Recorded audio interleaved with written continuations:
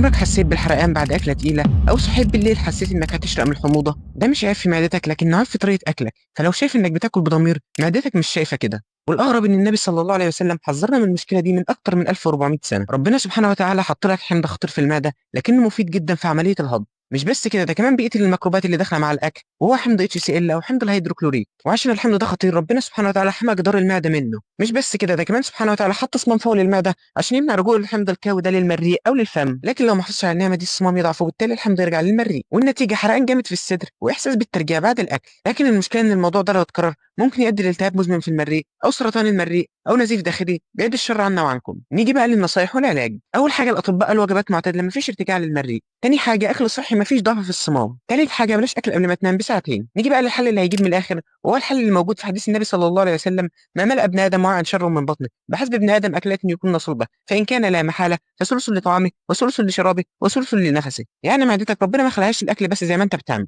وفي النهايه لو عجبك الفيديو ما تنساش تحط لايك واشتراك في القناه وتبعت الفيديو لصاحبك. كان معكم بلال ماجد، سلام.